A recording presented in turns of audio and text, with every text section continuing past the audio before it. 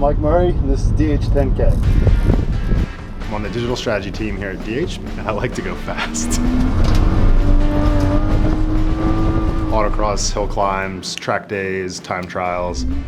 So a lot of people will talk about like karting as a kid or growing up being a super racing fan. I wasn't, and I did this like completely backwards. So a lot of people will talk about that Nürburgring being like the mecca for car guys. It's this like legendary track built in the hills of Germany, like the 20s. No one makes tracks like this anymore because it's terribly dangerous. I happened to be in the area, knew about it. There happened to be an open slot for a rental car, so I happened to jump in. And it just turned into like, oh my God, this is fantastic. I came home, sold my Jeep, found like the nearest event, and I was out like the next month.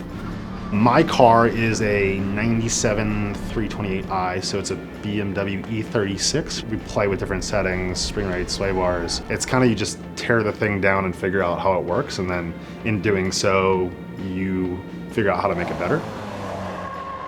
It's something that I've been able to apply to the driving and kind of the modification of these cars, but also here because it's, really break it down to the pieces, understand how they work, why they work, and then apply that to make the best end product. You can't say what's the best tire, right? I mean, that's to say, what's the best ad, what's the best way to put this piece of creative out.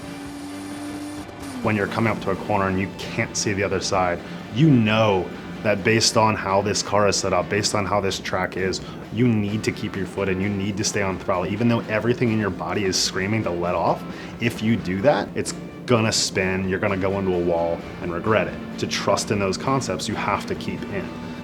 That's the backbone of some of the stuff we do is, we know in concept, in theory, fundamentally, this makes sense.